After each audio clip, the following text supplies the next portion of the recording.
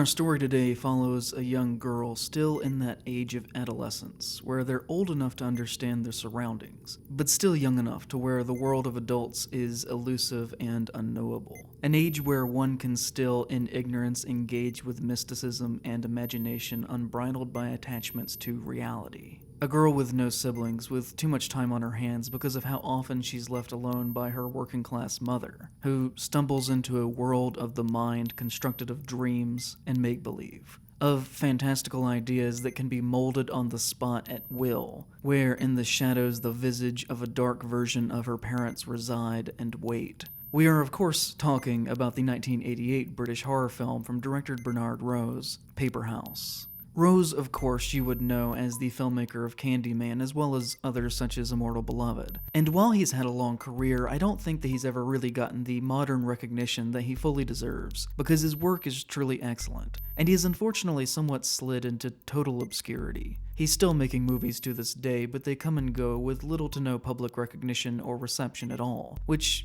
I find a little sad. I don't even know what has caused this to happen. Perhaps it is an event that I'm not aware of that resulted in him falling out of favor, or he's just gotten older and time changes everything, or who even knows. But what I do know is that I think it's a little sad that this guy with this much talent, who had a career this strong in the 90s, has fallen into making direct-to-DVD found footage horror movies, and going to Japan to make movies because I assume he couldn't get funding elsewhere. But this film from him is my personal favorite, and is where we will be focused on today. So, as I said, it tells the story of a girl named Anna who doesn't really fit in with the other kids her age, and almost seems to be wise beyond her years. There's a desire for independence, and a longing to be an adult within her, that is contrasted with her still childlike ambitions and interests, such as drawing crudely, which is a big aspect of where her story will go. As one day at school she falls ill with a fever, and is told that she will be bedridden until she makes a recovery by her pediatrician. And in her delirious fever dream, she's transported to a land of imagination, a field in a construct of rural England, where a house sits of crude construction that mirrors the house that she drew in her pad before she slept. And in that house there lives a boy that she befriends named Mark, who is very ill. Every time she wakes, she draws new aspects to the home to try and improve the living conditions of Mark, but this only marginally helps him at best. And to her, all houses need a parent, and her father has been gone for such a long time. And in a moment of sadness, she summons her father to her domain of make-believe, but he arrives all wrong. His face and eyes are all scarred up. He's violent and tries to dominate the children, and they have to rise up against him and fight back. After the sickness passes, she learns that Mark was indeed a real boy, who was another patient with the pediatrician, and that they were somehow psychologically linked through their shared dilemma. She also learns that Mark did not survive his illness, and has just died, something which Anna has to deal with in a final confrontation with Mark at a lighthouse at the edge of town, where, in a scenario that may be entirely within her mind, she realizes the true nature and implications of what it means to be alive. A big emphasis is placed in the film on Anna being touched by other people, in particular adults, which I think in part is showcasing both the nature of the story about people's connection and need for one another, but also of Anna's transition into the world of adults, which is defined in part as being a world where people touch one another. And there are two definitive aspects to touch that are in a way sexually coded that Anna experiences here within the film. Within her dreams, she of course has a very negative association with touch from the nightmare construction of her father, as he lays her on the ground out in the field, and basically mounts her and pins her hands down, which is unpleasant to talk about but is the reality of the scene. He lifts his hands and pounds on her time and time again while she cries, which is very upsetting. The shot composition and tone is almost essentially the exact same as a rape scene would be filmed, and I think this contrast of ideas and familial violence, and the inherent fear of older relatives, is extremely purposeful, and is in part the core heart of the film.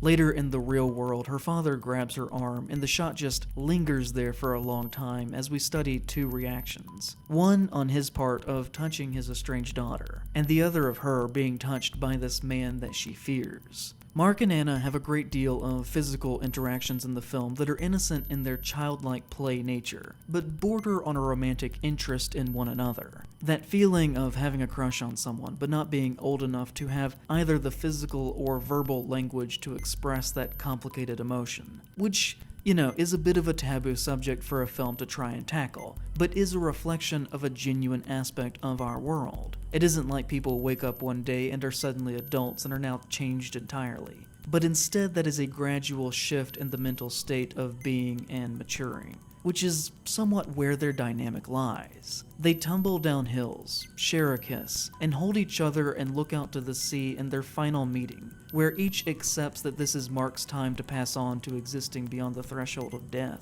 And it is in part this last physical connection that they share that allows Anna to have the ability to move on, to even celebrate Mark's life for what it was, rather than mourn his absence. Her mother's grasp at the end of the film is what finally frees her to accept her father's return into her life, a connection to her family both in a literal and metaphorical sense. This hug between mother and daughter comes with the same moment that she recognizes and accepts the concept of death. The balance of those two ideas, and in that, the creation of meaning as to what is important within her life, which is love. Love, hope, and second chances are where we're left with in this final image of a family made whole again under a new umbrella of understanding for one another. Although we also have to consider that this scene is also at the lighthouse where she met Mark, after he's already died. And as such may be a desire that exists solely within Anna's mind of how she wishes her family life would be, rather than how it actually is. We may be left with a dream of how a future could be,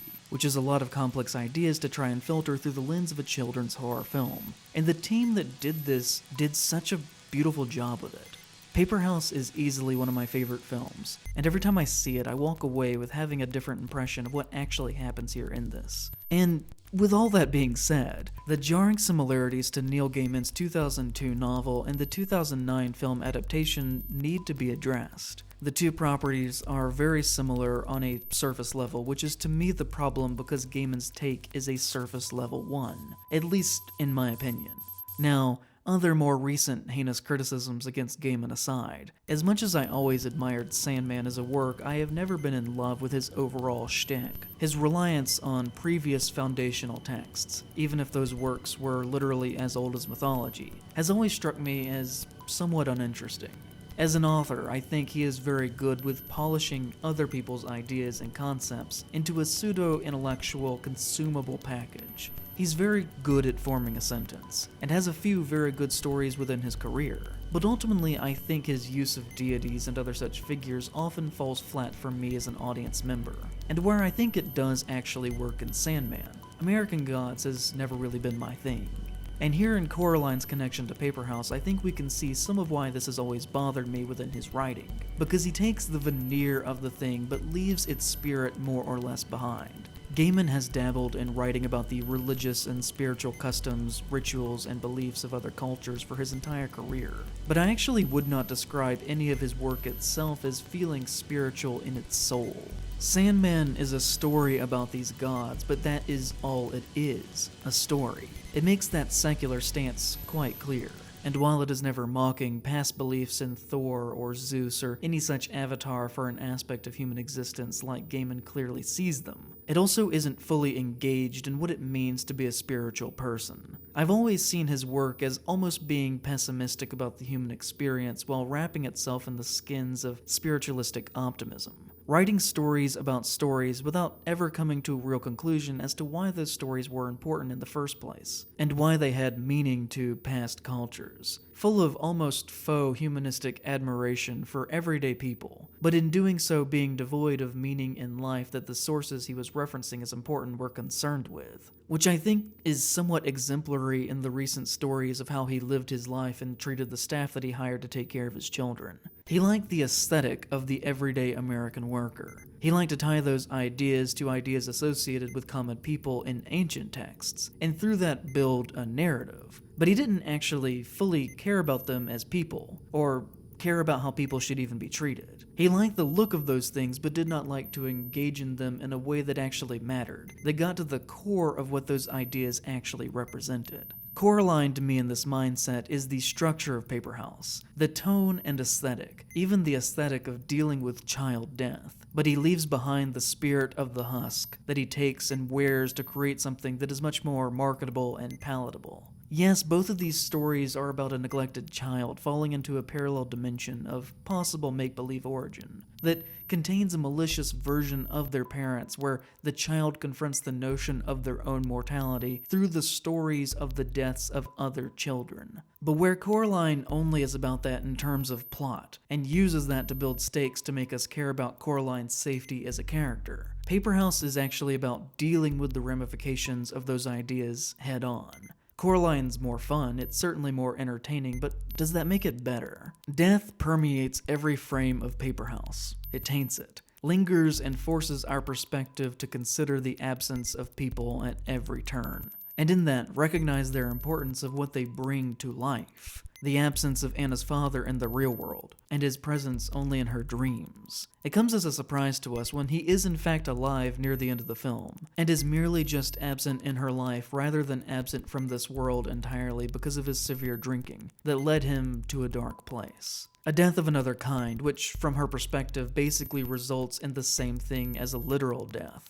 When he appears first in reality near the end of the film, she treats him as if he were a ghost, and he might as well be one. He isn't the same man that we see in these photographs, and when she manifests him into her dream world, he comes out all wrong, as a representation of how her memories of him have been clouded by the violence that he came to represent within her. And I think it's very telling that Gaiman's take on the story ends when Coraline escapes her dream dimension, when the evil has been vanquished but nothing in the real world has been met with or dealt with in any level of consequence. Whereas Paperhouse has almost its full third act after the dream has been left behind, where we have the dream of this boy and his imaginary house, where he's kept safe, and then we have to deal with the ramifications of a reality, where he's now dead. He's no longer here, where we have to confront the potential ugliness of this world, instead of having it wrapped in a nice bow where nobody gets sick and nobody dies, and everyone's fine by the end of the story. Instead, we have to sit with these complex emotions. Anna realizes that not everybody can be saved, and goes through a genuine depression, but comes out the other side of that a different person, one who grows from ever having even known Mark. And in that, he's always kept alive because he's always within her from having met him. And any person who Anna's life touches from here on will by proxy be touched by Mark as well. And in that, he's never really truly died, and instead changed and morphed the world in ways that are important and yet undefinable. Which I think is a much more profound message for us to be left with in the end, which asks us to consider our own place within the world, our own place within the lives of other people who we don't even know, and how every action that we take affects everything around us.